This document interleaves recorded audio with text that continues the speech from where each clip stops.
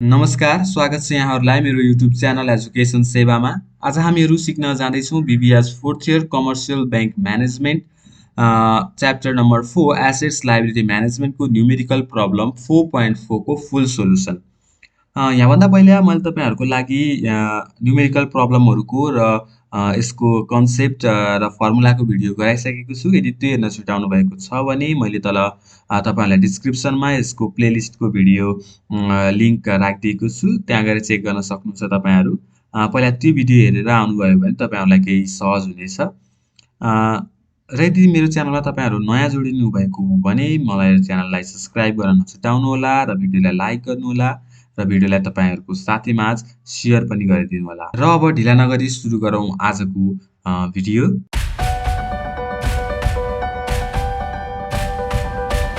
र क्वेसन रहेको छ अस्मिता पब्लिकेसन्सकै बुकबाट प्रब्लम नम्बर 4.4 तपाईँहरू पनि हेर्न सक्नुहुन्छ।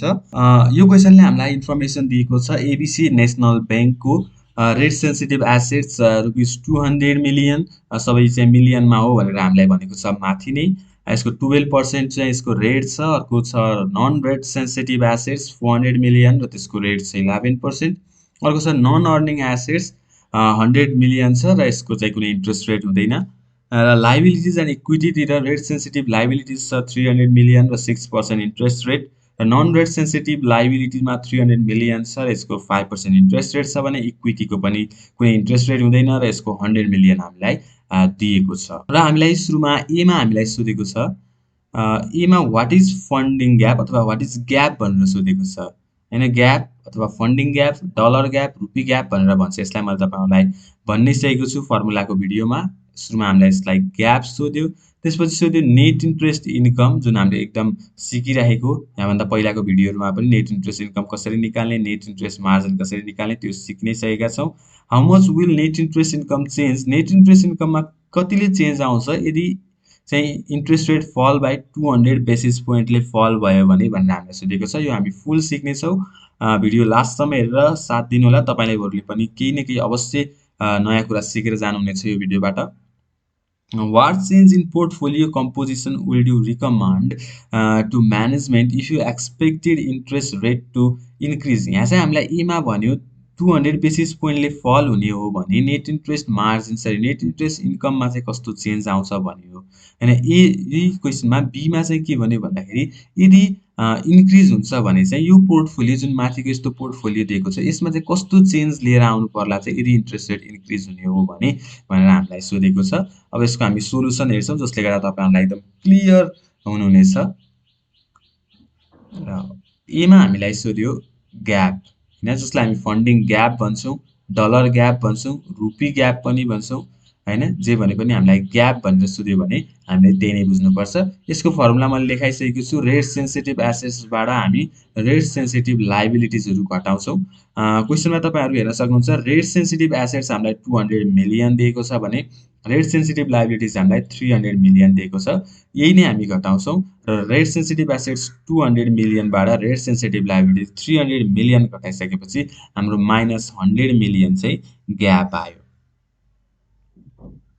100 मिलियन चाहिँ ग्याप आयो। अब यस पछाडि तपाईँहरूलाई एकदमै इम्पोर्टेन्ट कुरा जान्नु नै पर्ने कुरा मैले तपाईँहरूलाई सिकाउने छु। यहाँ एकदमै ध्यान दिनुहोला।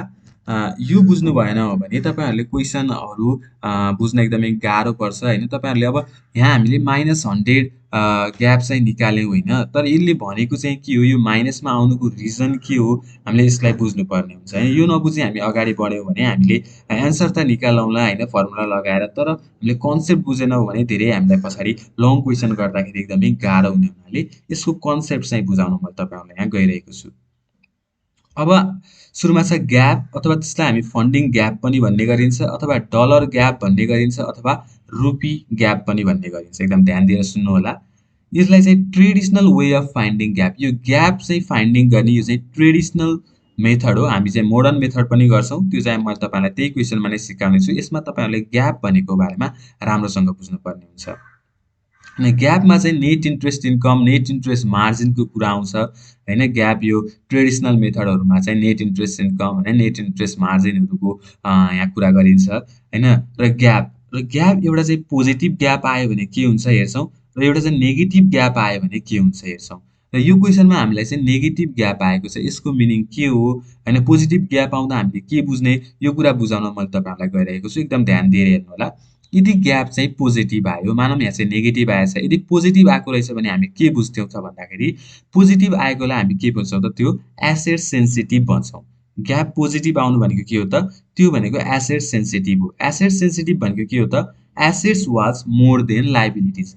लायबिलिटिज भन्दा एसेट्स धेरै भयो भने पोजिटिभ ग्याप आउँछ, हो किन? यो क्वेसनमा हेर्नुहोस्, एसेट्स कम छ र लायबिलिटिज चाहिँ धेरै छ, त्यही भएर यो नेगेटिभ ग्याप आयो। यदि यसमा एसेट्स धेरै हुन्थ्यो, एसेट्स सपोज 400 मिलियन हुन्थ्यो र रेट सेन्सिटिभ लायबिलिटिज 300 मिलियन हुन्थ्यो भने यहाँ के हुन्थ्यो त, ग्याप चाहिँ पोजिटिभ आउँथ्यो। म यहाँ त्यही नै भन्न खोजेको, पोजिटिभ आउनु भनेको एसेट सेन्सिटिभ हो र एसेट सेन्सिटिभ भनेको चाहिँ assets was more than liabilities. Liabilities भन्दा एसेट्स चाहिँ धेरै हुनु। र यो पोजिटिभ ग्याप आउँदाखेरि इन्ट्रेस्ट रेटमा चाहिँ कस्तो इफेक्ट हुन्छ त, इन्ट्रेस्ट रेटले यस्तो पोजिटिभ ग्यापलाई के इफेक्ट गर्छ, हामी इन्ट्रेस्ट रेटसँगको रिलेसन बुझ्छौँ अब।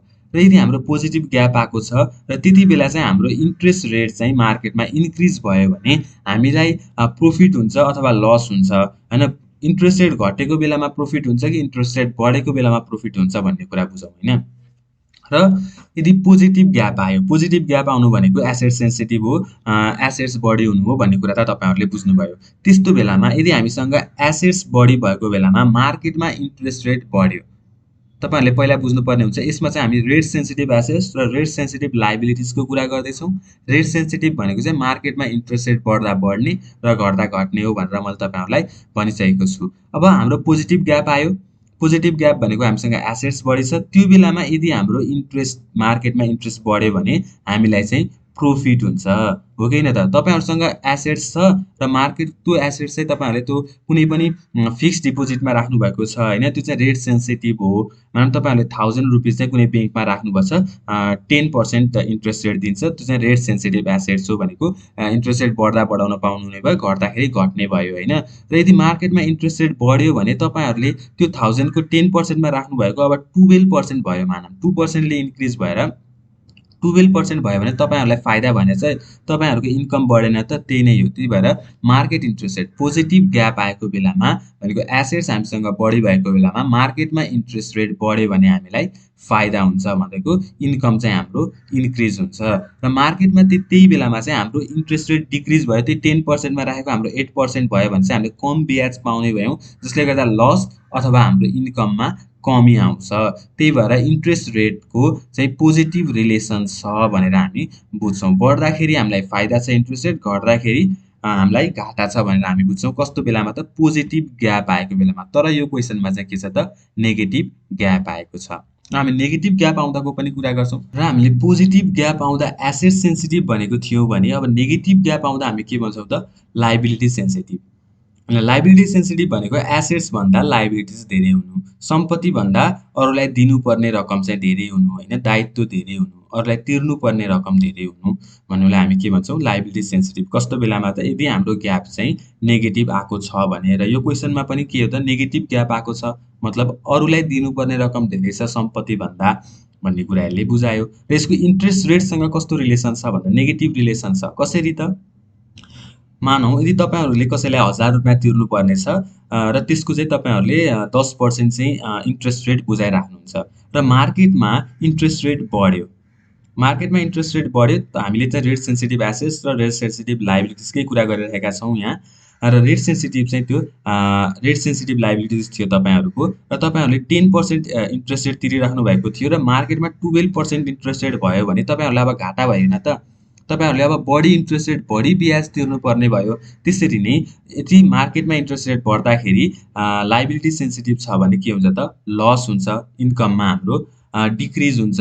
र यदि त्यही बेलामा तपाईहरुको 10% को साट्टो डिक्रिज भएर मार्केट इन्ट्रेस्ट रेट 8% भयो भने अब तपाईहरुले कम ब्याज तिर्नुपर्ने भयो, जसले गर्दा तपाईहरुको प्रोफिट इन्क्रिज हुन्छ अथवा इन्कममा तपाईहरुको इन्क्रिज हुन्छ। त्यसैले नै हामी के भन्छौँ त, नेगेटिभ रिलेसन छ। मार्केट रेट इन्ट्रेस्ट रेट बढ्दाखेरि लस हुन्छ र इन्ट्रेस्ट रेट घट्दाखेरि फाइदा हुन्छ।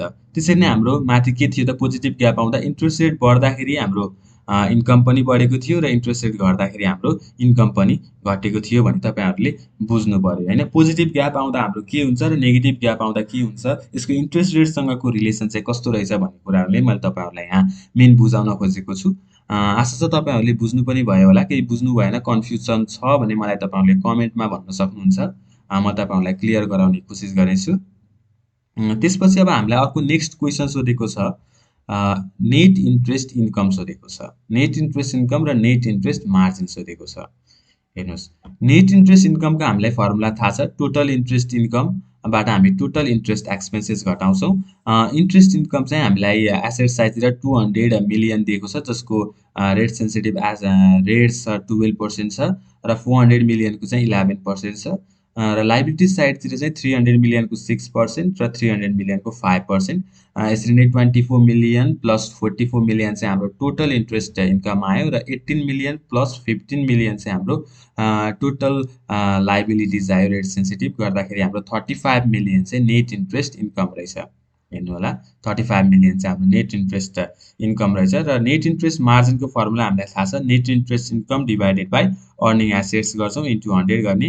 नेट इन्ट्रेस्ट इन्कम 35 मिलियन र अर्निङ एसेट्स भनेको त्यही नन अर्निङ एसेट्स बाहेक अरू सबै चाहिँ अर्निङ एसेट्स हुन्छ। रेट सेन्सिटिभ एसेट्स 200 मिलियन र non rate sensitive assets 400 million गर्दाखेरि चाहिँ हाम्रो 600, 35 मिलियन डिभाइडेड बाई 600 इन्टु 100 गर्दा 5.83 चाहिँ हाम्रो नेट इन्ट्रेस्ट मार्जिन हामीले निकाल्यौँ।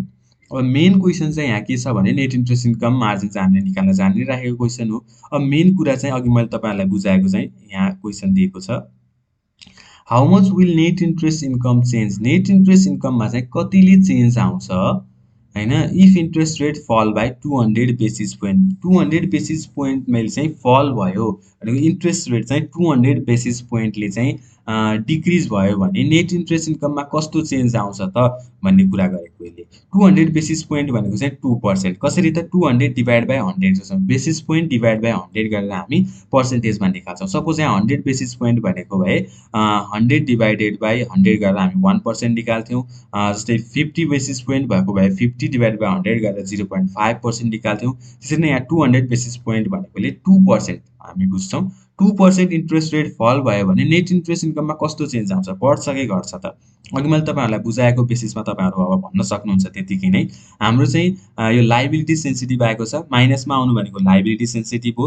लाइबिलिटी सेन्सिटिभ हुँदा के हुन्छ त, हाम्रो लाइबिलिटिज बढी हुन्छ र यसको इन्ट्रेस्ट रेटसँग रिलेसन कस्तो छ त, यदि इन्ट्रेस्ट रेट बढ्दाखेरि हामीलाई घाटा हुन्छ र घट्दाखेरि फाइदा हुन्छ र इन्ट्रेस्ट रेट घटिरहेको छ भन्ने मतलब फाइदा छ भनेको नेट इन्ट्रेस्ट इन्कम चाहिँ हाम्रो यति बेला बढ्छ भनेर हामी बुझ्न सक्छौँ। तर यहाँ चाहिँ कतिले बढ्छ भनेर सोधेको हुनाले हामीले अमाउन्ट पनि निकाल्नु पर्ने हुन्छ।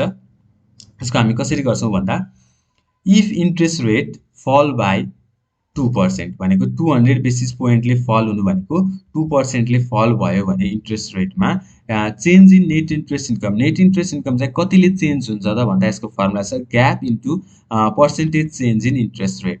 होइन, ग्याप भनेको हाम्रो माइनस 100 मिलियन छ, percentage change in interest rate भनेको 2%ले डिक्रिज हुन्छ, त्यसैले हामी -2% गऱ्यौँ। माइनस माइनस कट भयो गर्दाखेरि हाम्रो 2 मिलियनले चाहिँ प्लसमा 2 मिलियन आयो, त्यसैले चेन्ज इन इन्ट्रेस्ट इन्कम भनेको इन्ट्रेस्ट इन्कम चाहिँ 2 मिलियनले चाहिँ इन्क्रिज हुन्छ भन्ने कुरा बुझ्यो। अघि हामीले पनि कन्क्लुजन त्यही नै निकालेको होइन त, इन्ट्रेस्ट रेट घट्दाखेरि हाम्रो इन्कम चाहिँ बढ्छ किनकि त्यो लाइबिलिटी सेन्सिटिभ हो भनेको। अब हाम्रो इन्कम बढ्यो कि बढेन त 2 मिलियनले भन्नुको मतलब। Hence if interest rate fall by 2%, यदि 2%ले चाहिँ हाम्रो इन्ट्रेस्ट रेट फल हुन्छ भने net interest income will increase by 2 million. यदि 2%ले हाम्रो इन्ट्रेस्ट रेट फल हुँदाखेरि 2 मिलियनले चाहिँ हाम्रो नेट इन्ट्रेस्ट इन्कम बढ्छ भनेको मतलब पहिला 35 मिलियन थियो र अहिले 2 मिलियनले इन्क्रिज भयो र हाम्रो टोटल नेट इन्ट्रेस्ट इन्कम चाहिँ 37 मिलियन भयो भनेर हामी यहाँ चाहिँ कन्क्लुड गर्न सक्छौँ। त्यसरी नै बीमा हामीलाई के सोधेको छ तपाईँहरू हेर्न सक्नुहुन्छ। बीमा वाट चेन्ज इन पोर्टफोलियो। अब यो क्वेसन चाहिँ बुझ्नलाई चाहिँ अघि मैले जुन बुझाएँ यो ग्यापको बारेमा त्यो बुझिएन भने यो बी नम्बरको बुझ्न गाह्रो हुन्छ। बीले हामीलाई के सोधेछ भन्दा what change in portfolio composition will you recommend. कस्तो पोर्टफोलियो कम्पोजिसन चाहिँ रिकमेन्ड गर्छौ to management if you expect interest rate to increase. यदि अघि चाहिँ यहाँ घटेको थियो त्यति बेला चाहिँ हामीलाई नेट इन्ट्रेस्ट इन्कम बढेको थियो होइन, तपाईँहरूले बुझ्नुभयो। लाइबिलिटी सेन्सिटिभ छ, लाइबिलिटी सेन्सिटिभमा चाहिँ इन्ट्रेस्ट रेट घट्दाखेरि फाइदा छ, बढ्दाखेरि चाहिँ घाटा छ। र यो लाइबिलिटी सेन्सिटिभमा यदि इन्ट्रेस्ट रेट बढेको बेलामा चाहिँ कस्तो पोर्टफोलियो राख्दा, बढ्दाखेरि चाहिँ हामीलाई घाटा छ, इन्ट्रेस्ट रेट बढेको बेलामा चाहिँ हामीले बढी ब्याज तिर्नुपर्ने भयो, बढी इन्ट्रेस्ट रेट, बढी हामीले इन्ट्रेस्ट बुझाउनु पर्ने भयो। त्यस्तो बेलामा चाहिँ हामीले कम इन्ट्रेस्ट रेट बुझाउनलाई चाहिँ हामीले कस्तो पोर्टफोलियो चाहिँ हामीले म्यानेज गर्यौँ भने हामी त्यो इन्ट्रेस्ट रेट तिर्नबाट चाहिँ हामी जोगिन्छौँ त भनेको छ। अब यस्तोलाई हामीले यसै आफै हामीले विचार गरौँ, कस्तो पोर्टफोलियो बनाउनु पर्ला त भन्नुको मतलब इन्ट्रेस्ट रेट बढ्दाखेरि हामीलाई कति बेला फाइदा हुन्छ त, हामीलाई चाहिँ यो ग्याप चाहिँ पोजिटिभ आएको बेलामा फाइदा हुन्छ। यदि ग्याप चाहिँ पोजिटिभ हुनु भनेको चाहिँ हाम्रो एसेट्स बढी हुनु हो। एसेट्स बढी हुँदाखेरि चाहिँ इन्ट्रेस्ट रेट बढ्दाखेरि हाम्रो इन्कम पनि बढ्छ। त्यसैले हामीले यो ग्यापलाई चाहिँ यदि पोजिटिभ गरायौँ भने चाहिँ हामीलाई इन्ट्रेस्ट रेट बढेको बेलामा फाइदा हुन्छ भनेर हामीले एउटा कन्क्लुजन लेख्नुपर्ने हुन्छ। त्यो कन्क्लुजन कसरी लेख्ने हेरौँ। If interest rate going to increase, यदि इन्ट्रेस्ट रेट चाहिँ बढ्न गइरहेको छ भने the bank should change the portfolio. कसरी पोर्टफोलियो चेन्ज गर्ने त, बाई मेकिङ पोजिटिभ ग्याप। अब पोजिटिभ ग्याप गर्ने भने चाहिँ फाइदा हुन्छ नि त। यदि पोजिटिभ ग्याप हुनु भनेको एसेट सेन्सिटिभ हो, एसेट सेन्सिटिभ हुँदाखेरि चाहिँ हामीलाई इन्ट्रेस्ट रेट बढ्दाखेरि फाइदा हुन्छ। Bank can make positive gap. अब कसरी पोजिटिभ ग्याप गराउन सक्छ त भन्दा by increasing it's rate sensitive asset, अथवा रेट सेन्सिटिभ एसेट्सलाई बढायो भने त्यो पोजिटिभ ग्याप गराउन सक्छ, अथवा by decreasing it's rate sensitive liability, अथवा लाइबिलिटिजलाई घटाएर पनि पोजिटिभ ग्याप गराउन सक्यो, अथवा एसेट्सलाई बढाएर पनि पोजिटिभ ग्याप गराउन सक्यो। तपाईँहरू हेर्न सक्नुहुन्छ अझ नेगेटिभ ग्याप कसरी आएको छ, किनकि एसेट्स कम छ र हामीले यसलाई पोजिटिभ ग्याप गराउनको लागि यसलाई एसेट्सलाई बढाएर हामी 400 गराउन पनि सक्यौँ, अथवा लाइबिलिटिजलाई घटाएर हामीले 100 गराउन पनि सक्यौँ। पोजिटिभ ग्याप लिएर आउनको लागि हामीले त्यही नै कन्क्लुजन लेखेको हो। र त्यसको लागि यो बुझ्नुपर्ने हुन्छ यसको इन्ट्रेस्ट रेटसँगको रिलेसन कसरी छ भन्ने मैले तपाईँहरूलाई बुझाएँ। यो तपाईँहरूले राम्रोसँग बुझ्नुभयो होला भन्ने मैले आशा गरेको छु। बुझ्नु भएन भने पनि मलाई कमेन्ट गर्नुहोला। र यो 4.4 मा हामीलाई यति नै सोधेको हो। मेन हामीलाई चाहिँ रेट सेन्सिटिभ एसेट्स लाइबिलिटिजको कन्सेप्ट नै हामीलाई यहाँ बुझाउन खोजेको छ। यति नै रहेको छ। अब हामी छिटै नै नेक्स्ट क्वेसनमा भेट हुनेछौँ। त्यति बेलाको सम्मको लागि थ्याङ्क यू, र मेरो च्यानललाई सब्सक्राइब गर्नुहोला र फलो गरिरहनुहोला नयाँ भिडियोको लागि। Thank you.